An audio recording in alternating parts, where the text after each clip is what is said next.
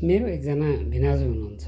उहाँ अझै पनि उहाँको पर्समा 1-2 हजार रुपियाँ पर्सको भित्री गोजीमा लुकाएर राख्नुहुन्छ या बचाएर राख्नुहुन्छ। अनि म सोच्छु त ब्याङ्क छ, खाता छ, बचत गरेर तिनै खातामा जम्मा गरे हुन्न भनेर सोद्धा उहाँ भन्नुहुन्छ के पर्छ कतिखेर त्यसका लागि केही त जुगाड गर्नै पर्छ, केही त बचाउनै पर्छ।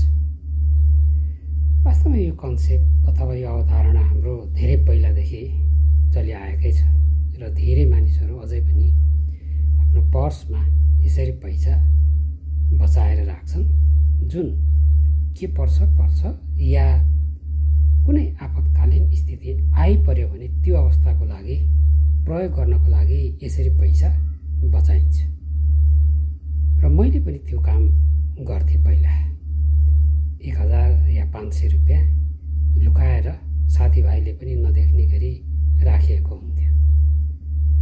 भने हामीले यसरी जोगाएर अथवा बचाएर जुन पैसा राख्छौँ यसलाई हामी इमर्जेन्सी फन्ड अथवा आपतकालीन अवस्थाको लागि बचाएर राखेको पैसा या कोष पनि भन्छौँ। सामान्यतया यस्तो कोष हाम्रो दैनिकी चलाउनको लागि कम्तीमा पनि 3 देखि 6 महिनाको लागि बचाएर राख्नुपर्छ भनेर भनिन्छ। जस्तो विकसित देश क्यानाडा, अमेरिका, युरोप जस्ता देशहरूमा उनीहरूको सिद्धान्त यस्तो छ। र यस्तो आपतकालीन कोषको कुरा मैले चाणक्य नीतिमा पनि पाएँ। त्यो बेलामा लेखिएको चाणक्य नीति अथवा चाणक्यको अथवा कौटिल्यको अर्थशास्त्र, त्यहाँ भनिएको छ हामीले आपतकालको लागि कोष अनिवार्य तयार गरेर बस्नुपर्छ।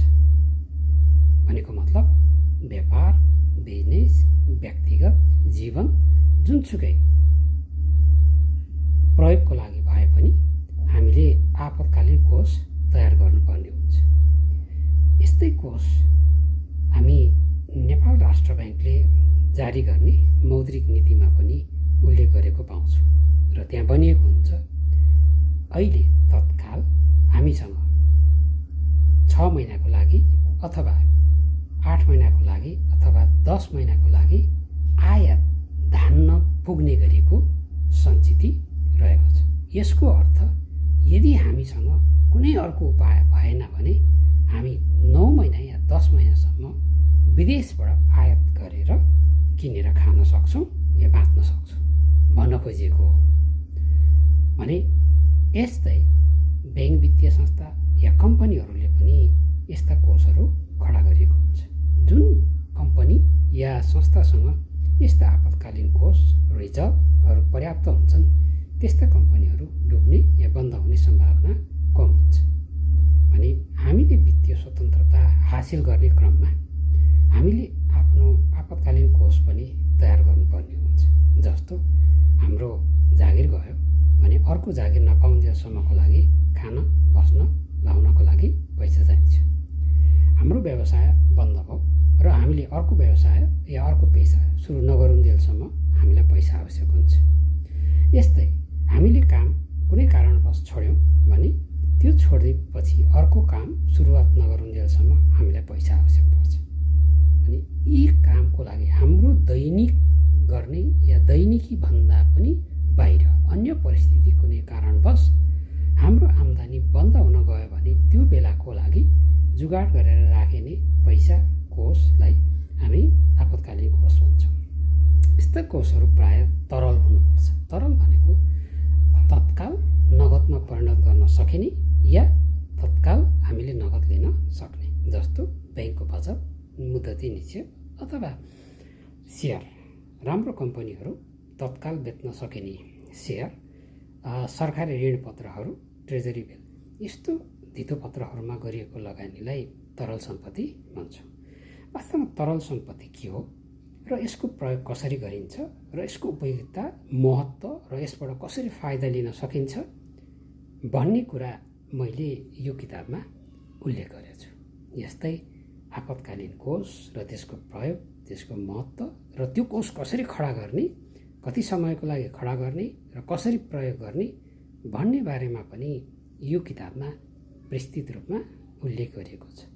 त्यो एउटा व्यक्ति जो कोहीलाई पनि महत्त्वपूर्ण र उपयोगी छ, किनभने हामी हरेकलाई पैसा चाहिन्छ, हामी हरेकलाई आपत आइपर्न सक्छ कुनै बेला, भने त्यो बेला हामी बाँच्नको लागि त्यस्ता कोषहरूको प्रयोग, त्यो खडा गर्ने र प्रयोग कसरी गर्ने भन्ने कुरा यहाँ उल्लेख गरेको छ।